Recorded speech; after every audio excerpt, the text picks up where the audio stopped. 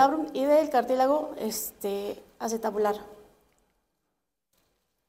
Pero hay varias hipótesis de acuerdo a los pinzamientos. Dice que una de las hipótesis es cuando el infante empieza a caminar o empieza a gatear. Dice que a los primeros 2 años de vida hay una rotación de las cabezas femorales en una anteversión.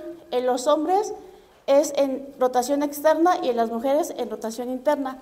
Gradualmente, cuando van ya caminando, se van mejorando estas rotaciones a llegar a lo normal. Hay varias etiologías de acuerdo a los pinzamientos.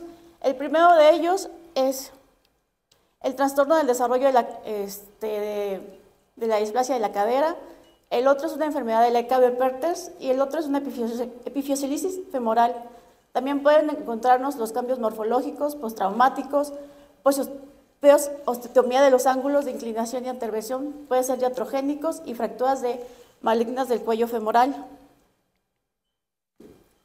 De acuerdo a los pinzamientos, hay 2 tipos de pinzamientos, que es el CAM o es el EVA.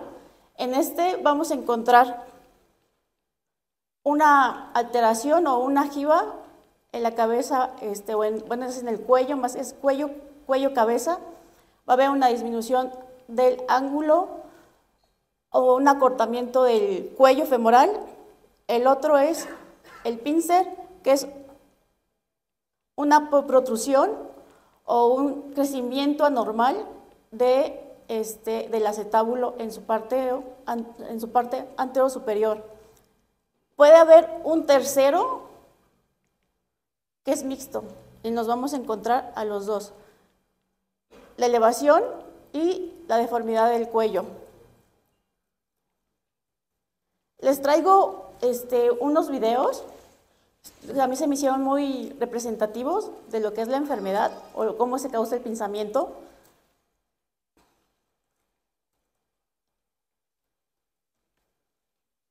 Va a ser el pinzamiento. Uy. Vamos a empezar por el pinzamiento de CAM o el EVA, que hay una deformidad a nivel del cuello.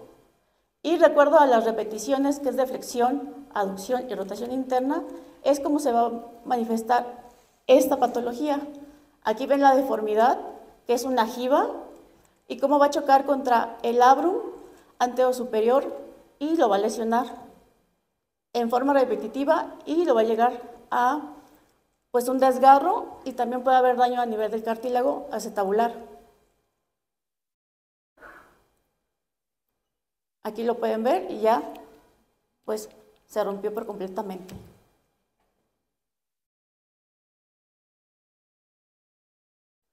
Entonces las lesiones nos las vamos a encontrar siempre superior y centrales en el CAM. Y en el pincer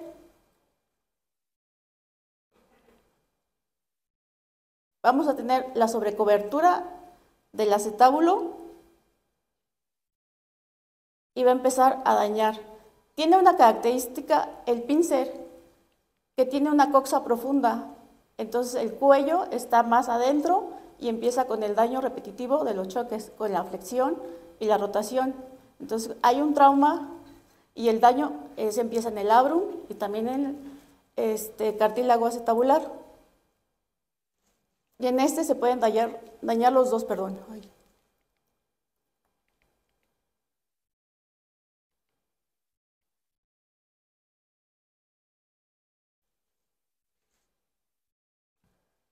En el pincer se daña el anterior y el posterior, y la cobertura va a ser casi global, totalmente en el borde del acetábulo.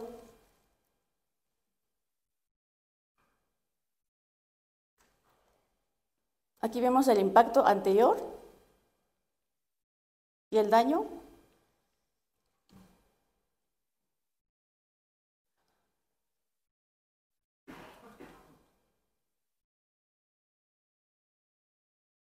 Y también en el posterior.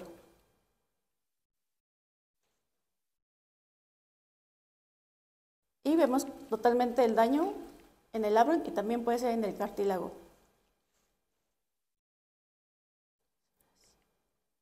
La sintomatología, esta es una, pues no es como llamarlo enfermedad, sino es más bien de deportistas. Afecta a adolescentes, a niños de mediana edad, causando un dolor, puede ser unilateral o bilateral, que se localiza a nivel de la ingle o a nivel del glúteo. También se refiere como síntomas mecánicos, hay un bloqueo de la cadera, se traba o un aflojamiento. El primer síntoma puede ser el chasquido que les dé. El tipo CAM es más común en hombres jóvenes deportistas, casi en un 6%. El tipo Pincer en mujeres deportistas en un 9% a mediana edad. Y los deportes en los cuales más afecta va a ser el fútbol, el rugby, el tenis, el hockey, pilates, yoga, karate, judo. Hay una amplia gama en deportes.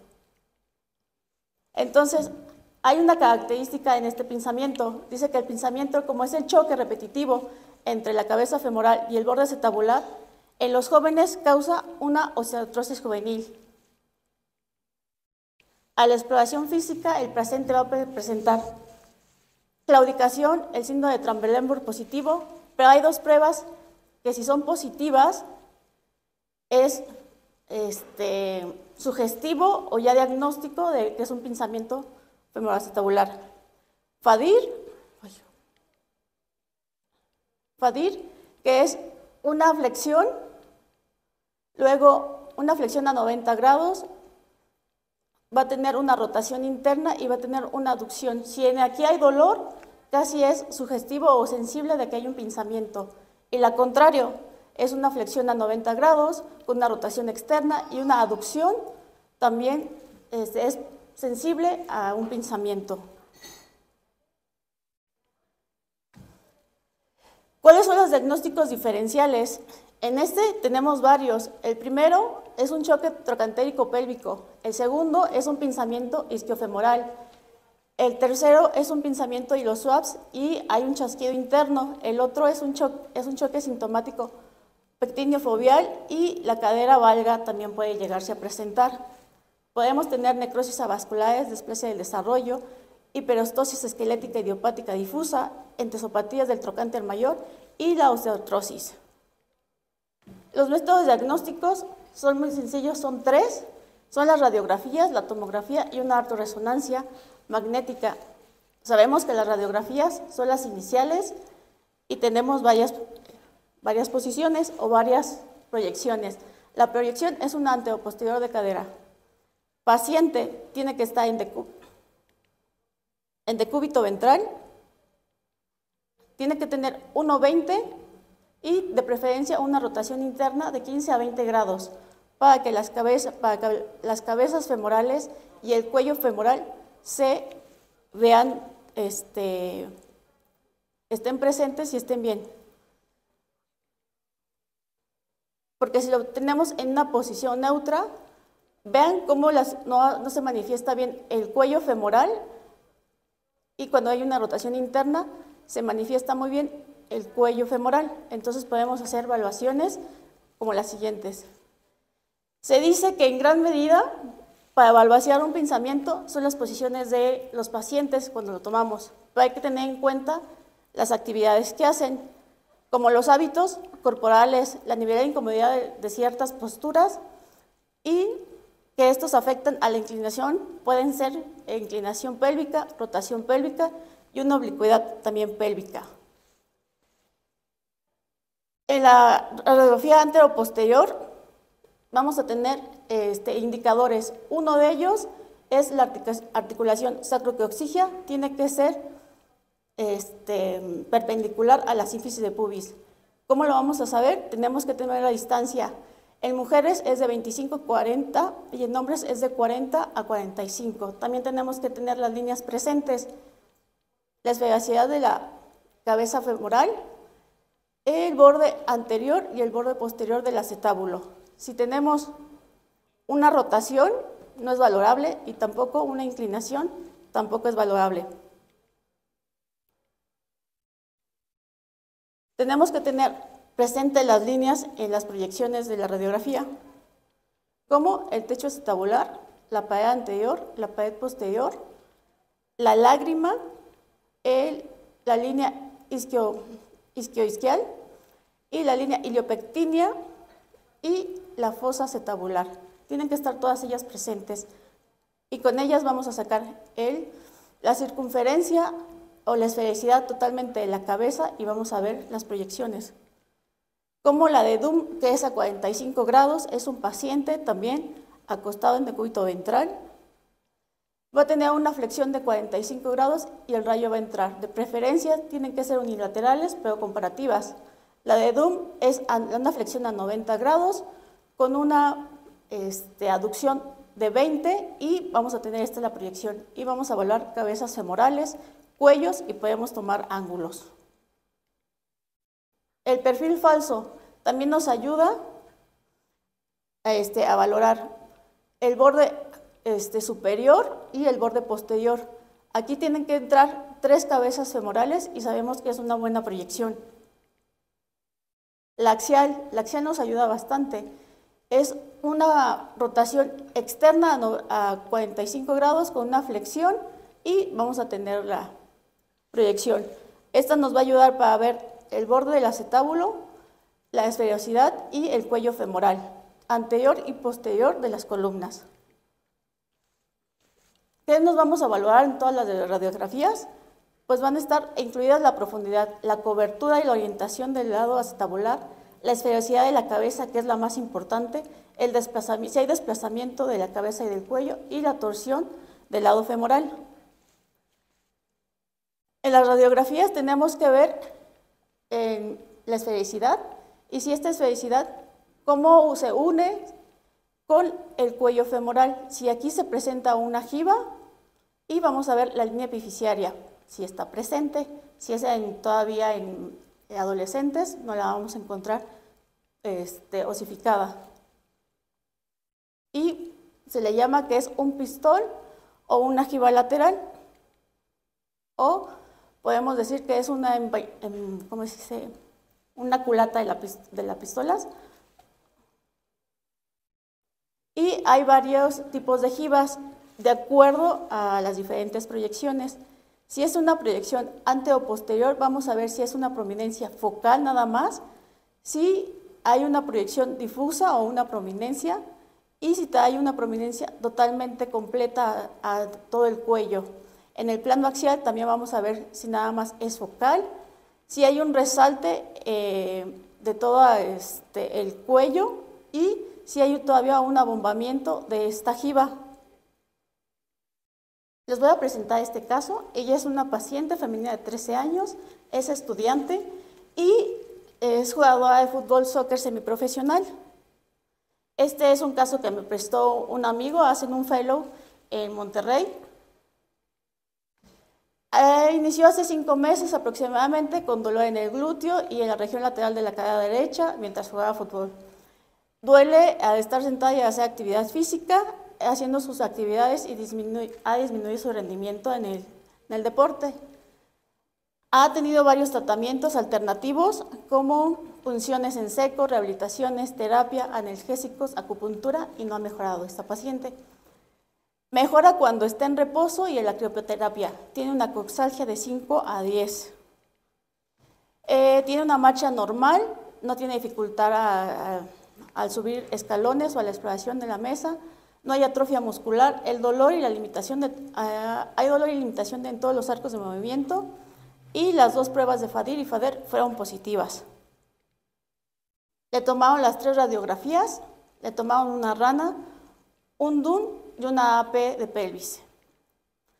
Entonces le tomaron los ángulos, el ángulo del borde central lateral, que en niños lo normal es de 15 a 20 y en los adultos es de 20 a 25. Ella en ambas caderas tenía de 45. Y si empezamos a ver, tiene una jiba.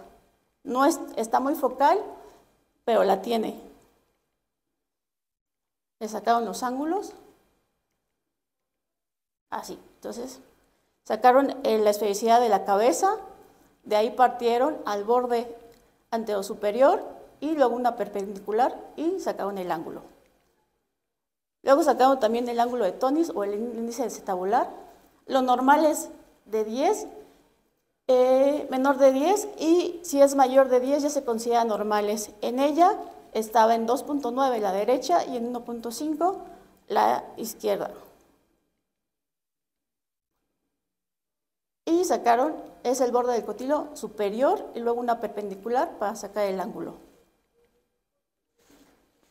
En la de Dunn sacaron el ángulo alfa. El ángulo alfa es la especificidad de la cabeza.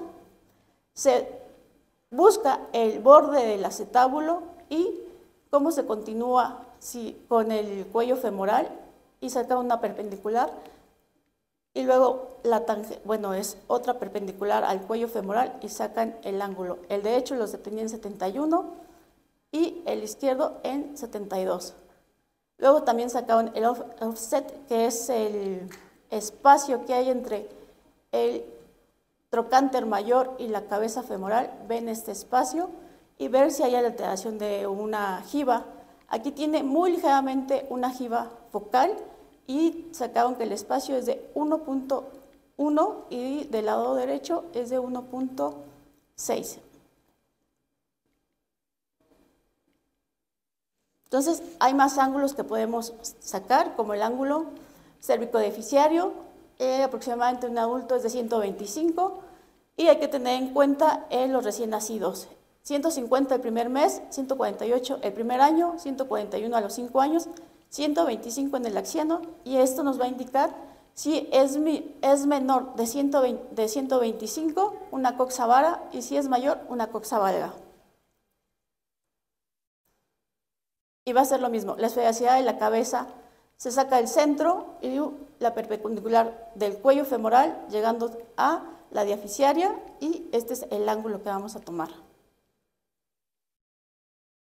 El ángulo de Hegel-Rinder es para reflejar la oblicuidad del cotilo y está formada entre la tangente del acetábulo y la superficie de la cabeza, y en un plano horizontal, si mide 10 es normal y si es menor de 10 es una displasia de cadera.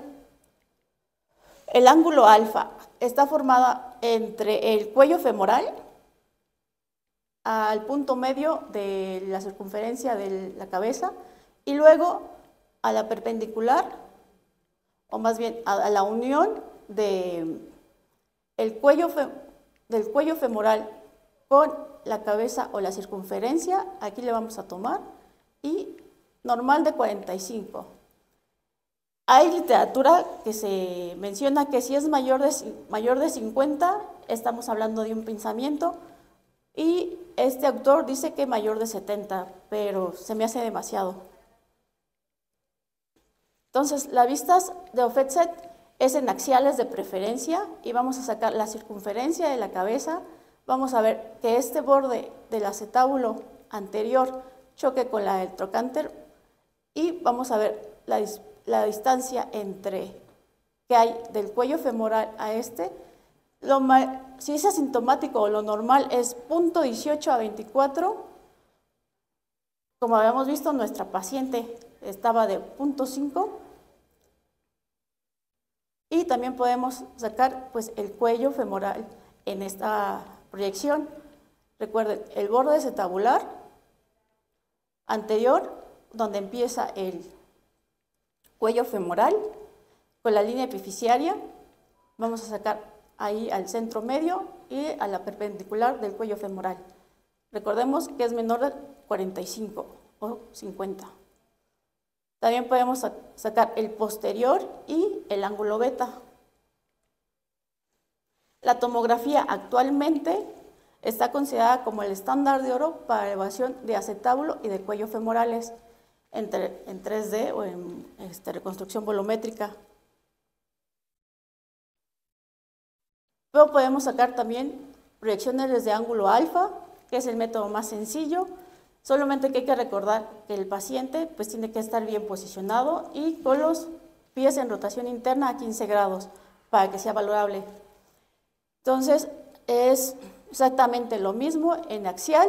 Vemos que esté la circunferencia de la cabeza, el acetábulo, cuello femoral, y empezamos a sacar nuestra esfericidad nuestro punto medio, del punto medio al borde donde está la circunferencia con la unión del cuello femoral y vamos a sacar nuestro ángulo. También podemos sacar el ángulo de anteversión. Este ángulo nos va a ayudar a valorar si hay coxa o coxa valga o vara, y en hombres es de 18 a 45 y en mujeres de 21 a 50. Perdón, aquí le faltaron estos números. Podemos tomar también las distancias con las líneas para ver si hay una simetría o si hay,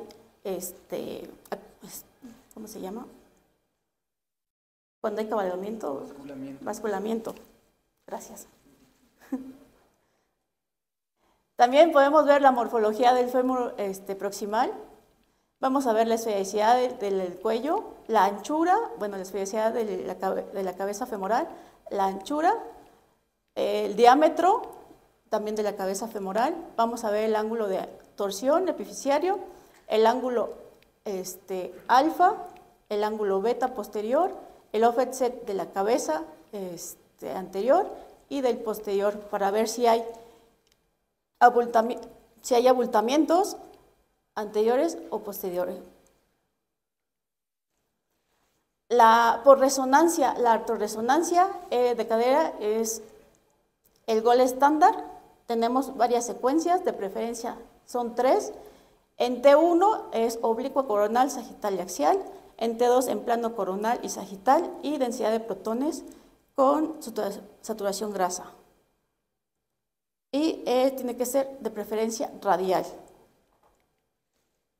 La artorresonancia, sabemos que hay dos tipos, que hay indirecta y directa. Esta vez va a ser directa, es un método semi-invasivo. Vamos a distender la cavidad articular por el medio de punción con una inyección de contraste paramagnético. Hay que tener en cuenta que el paciente lo tenemos que pasar de 20 a 30 minutos después de la inyección. Si ya lo pasamos después de 30 minutos, ya no vamos a encontrar contraste. Hay dos puntos de punción en la cabeza femoral, en el cuadrante o superolateral externo, y el otro es el cuello femoral en el punto medio. La dilución que vamos a hacer es de a 1 a 20, gadolinio es 1 mililitro, solución salina son 200 mililitros. Podemos tener una mezcla de 7 mililitros de contraste yodado más 3 mililitros de anestésico local. Vamos a introducir al paciente para extenderlo de 10 a 20, el promedio son 15 porque luego empiezan con dolor. Hay que tener en cuenta el anestésico local. El anestésico local que vamos a poner va a ser la ropivacaína o la lidocaína al 2%. Si ponemos lidocaína al 1% y bupivacaína o lidocaína con epinefrina, son condrotóxicos, hay que tenerlo en cuenta. Para hacer la punción está el ultrasonido o la fluoroscopía. Europa y América, bueno, Estados Unidos, hablando, ellos utilizan la fluoroscopía en un 61%, el resto utiliza el ultrasonido, que es en un 26%. Es con el método que más se adapten. Es más fácil, más barato el ultrasonido, porque por fluoroscopía pues hay que pasarlo de una sala a la otra y a veces el tiempo ya es limitado. Recordando el protocolo, por las guías internacionales europeas, que vamos a tener las radiales, que son opcionales, pero de preferencia, las oblicuas o sagitales con saturación grasa, T1 con saturación grasa, las oblicuas con saturación grasa, una coronal T1 con saturación grasa y una axial en T1 y un coronal STIR. ¿Por qué las radiales? Y les voy a decir el por qué. Recordando que la cabeza femoral es una esfera, la vamos a partir como en una naranja. A la naranja la vamos a partir y nos va a dar, cada gajo es una sección. Entonces vamos a hacer la planeación de la secuencia, va a ser en un oblicuo de borde anterior a borde posterior y en un coronal de borde anterior a borde posterior, y vamos a tener totalmente la circunferencia y vamos a valorar bien el cartílago y el acetábulo. Recordando que la porción anterosuperior del labrum es la que se daña con más frecuencia. Y para ver las siguientes desgarros, si son radiales, si son longitudinales o si nada más son como deshilachamientos a nivel posterior, pero cómo está, y también vamos a hablar lo que es el cartílago. Hay que tener en cuenta que hay varias variantes anatómicas. En la fosa supraacetabular hay un tipo y el segundo tipo. El primer tipo nada más vamos a encontrar es como más profundo y, ¿cómo llamarlo? Como una depresión anterior, bueno, en medio del acetábulo, y la otra es más superior, lo que vamos a encontrar, para no confundirlas con lesiones condrales, porque a lo mejor se va a perder la continuidad del cartílago. Esta sí es una artorresonancia y esta es una resonancia normal de cadera. Vemos como ahí sí hay líquido alrededor y aquí pues no. Pero entonces esta es una tipo 1, vemos como hay una pérdida de continuidad, pero lo valoraron nada más en una sola proyección y no se presentaba en las demás. Y entonces se quedó con la duda si era o no era una fosa acetabular o era un desgarro. Tener en cuenta que el labrum tiene diferentes formas. Es cuadriculado, que está en el tercer lugar. Es equilátero, isósceles y escaleno. O es al revés. Bueno, el tipo A es el que está presente en el 68% y hay que tenerlos presentes para no confundirlos cuando estemos valorando la resonancia. Y como vemos, aquí es una resonancia y vemos bien bonito el labrum, cómo se separa de. También el labrum lo tenemos que dividir en anterior, anterosuperior, posterosuperior y posterior, pero actualmente se utilizan las manecillas del reloj. Anterior siempre va a ser 3, superior siempre va a ser 12, inferior siempre va a ser 6 y 9 siempre va a ser posterior. Y así es como tenemos que identificarlo en el reporte, y por eso se pide una proyección radial en resonancia para poder decir qué lesión y a qué nivel está.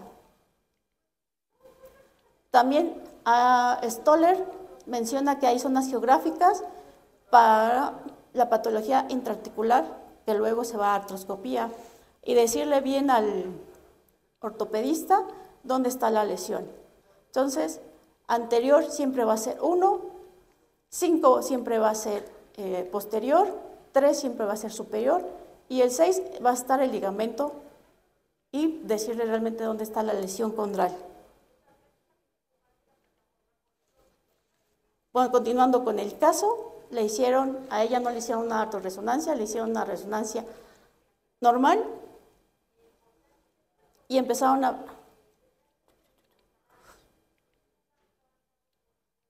a ver que a nivel anterior había una pérdida de continuidad en la del labrum anterosuperior del lado derecho.